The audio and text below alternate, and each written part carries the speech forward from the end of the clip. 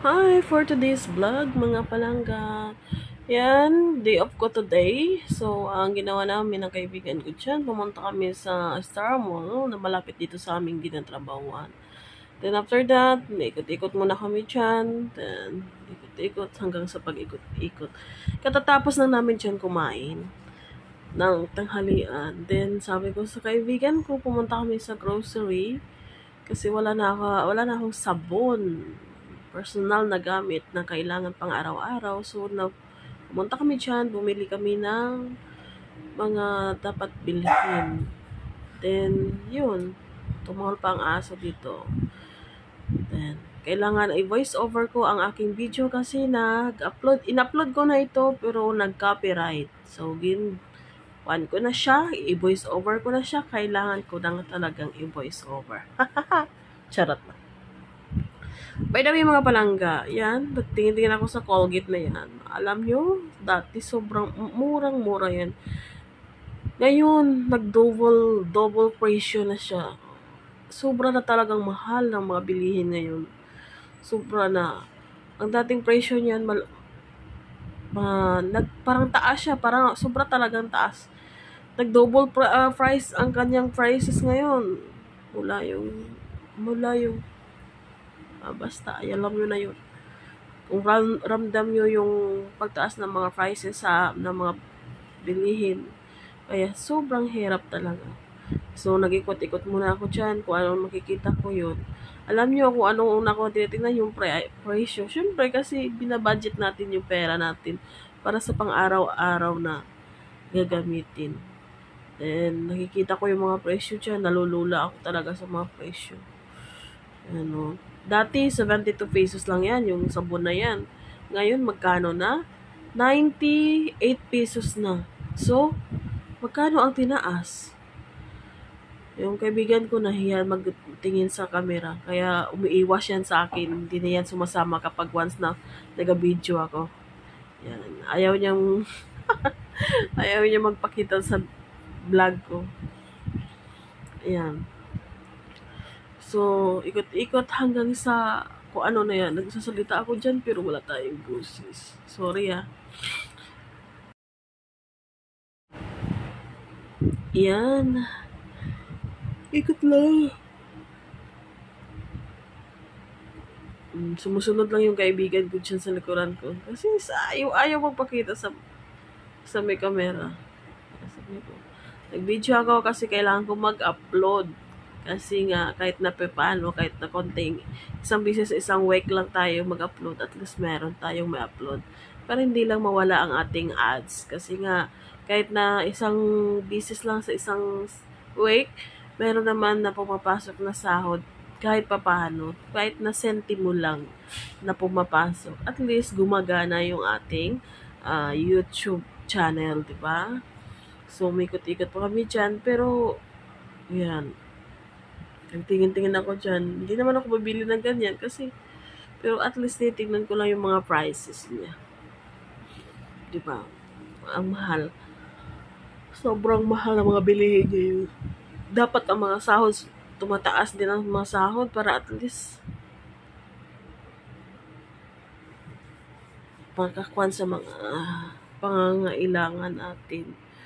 Hirap talaga mag-voice over. 3 minutes pa lang. Oo, mag 4 minutes pa lang ang aking voice over. Pero nahihirapan na ako. Hirap mag-explain. Charot. Yan mga... Oh, di ba? Ang galing. Ang galing-galing.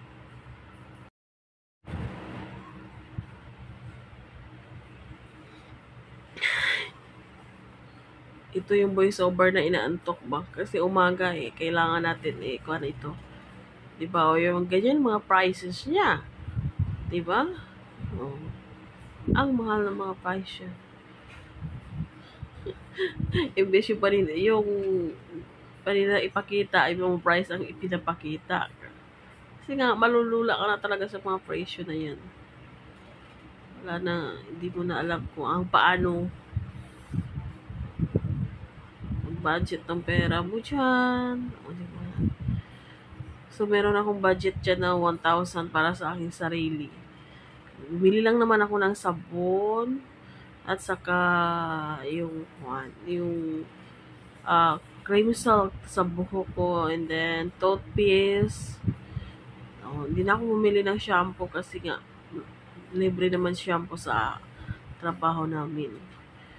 Cream salt lang, pampadulas ng buhok. Diba? Pampashine. Tapos, ano pa yung binili ko? Basta, hindi siya nakaabot ng 1,000 dyan. I think mga 500 plus lang. Kasi maliit lang naman binili ko kasi nga, sabi ko lalabas naman ako ulit eh. Yan. Ikot-ikot lang. Masarap pag shopping. Window sa shopping. Gusto mo bumili, hindi ka alas kabili. Kasi nga, ang mahal. Diba? Diyan naman ako na pumunta sa may napkin na dyan. So, kumuha ko ng isa dyan. Para sa pangangailangan nating mga kababaihan. Diba? Kumuha ko dyan para at least meron magamit if kung kailangan. And after that, pumunta naman ako doon sa si Kuya. Sa may cream silk. Cream silk. Pabili ako ng cream silk. Naghanap ako ng cream silk na, yung kumbaga keratin gold. Nagtanong ako dyan, bakit wala akong nakita. Yan. Meron dyan keratin, pero itim siya, ibang kulay siya. Pero ang talagang ginagamit ko sa buko yung keratin na gold. Kasi madula siya, maganda. Mula yung gumagamit ako ng keratin na ito, yung buko hindi na yung tawag na nasisira. Hindi siya madali. Kapag nagpariban ka, tapos pagkatapos mo magpariban, ang gagamitin mong shampoo or cream silk ay keratin, hindi siya madali-daling mag-fold. Straight pa rin yung buko kahit na more than 1 year na. Yung hindi siya nag-fold. Kahit na lagi ko siyang tinatali. Tapos, di ba, pagkatapos magtali, makikita mo yung dinanan ng tali. Mag-fold talaga siya. Pero hindi siya. Kasi maganda siya gamitin. Yan. Parang nag-storytelling na lang ako dito sa aking voiceover. Pero hayaan nyo ng mga palangga, ha? Kasi walang music eh. In-upload ko kasi ito, naka-copyright ako. Talaga ito si Lolo YouTube. Masilan sa mga music. In-upload ko, kaya ang ginawa ko na lang, i-mute ko siya, then ngayon, i-voice over ko na lang para wala siyang masabi. Kailangan talaga ni Lolo YouTube yung salita, mag-voice over ka. Kasi kung gumagamit lagi na. Ngayon, halimbawa, upload ko ang video ko na may music. Okay pa, minsan okay, wala pa, hindi siya mag-copyright. Pero after 2 years, 1 year, mag-e-email na lang sila bigla na yung music na ginamit, copyright daw. Kaya minsan nakakainis.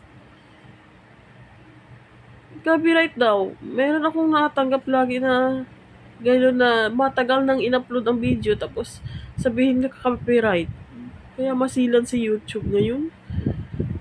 Tumatanda na kasiguro si YouTube ay.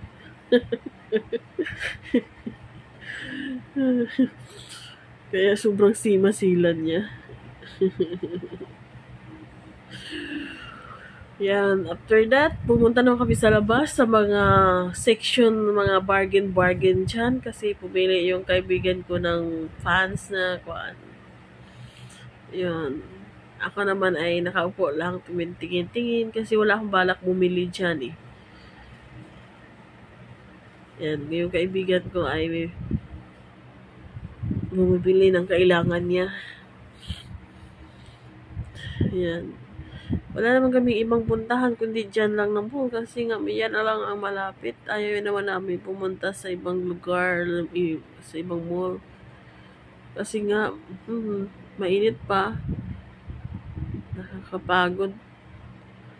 Diyan lang, at least kahit napapaano, nakalabas, oh, 'di ba? Yan, naghahanap ako ng bag na para sa estudyante ko, sa bunso ko, para meron siyang panggamit. Wala pa akong nakita.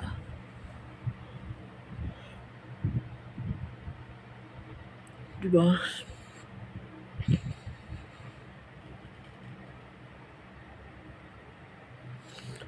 Nagpili-pili siya ng pants niya. Tapos sinukat-sukat niya. Ako yung taong bumibili ng pants na hindi ko sinusukat. Parang ayaw ko siyang sukatin. Ikuhan ko na lang siya sa liig kung magkasya. Kapag magkasya sa liig ko, yun na yun. Pero yung magsukat-sukat, nakahihirapan ako kapag magsukat-sukat. Pero at least alam natin kung anong sizes ng ating mga pants. Alam na, kahit na hindi ka na magsukat, tingnan mo lang, kung okay sa'yo, yun. Ayaw niyang bumili doon sa BNY kasi nga mahal, 700 yung pinakamura na. Sabi niya lalabas daw, dito kami pumunta sa bargain section, yan. Ang bumili siya dyan 2 piraso ng pants, tag 350. Pero, yun nga, sabi ng tendera, kailangan 350. So, tayo ay kuripot. Yan, sinabi natin yung kahit na 230, 330 na lang. Ay, yung 20 less 20. Ay, di pumayag na rin kasi dalawang piraso yung binili eh. Kaya, pumayag na lang kaysa wala silang binta. Yan. Ganyan mga kulay. Ganyan. Diba? Sus! Kailangan, kung wala kang pera, ganyan dyan tayo magtitiis. Kasi nga, pobre tayo. Diba? Ganyan lang naman ang buhay. Kinakaya pa kahit papaano. Binabudget ang pera kahit papaano.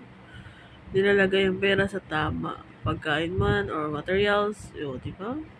Kailangan natin magtipid sa panahon ngayon. Lalo na tumataas lahat-lahat ng mga bilihin.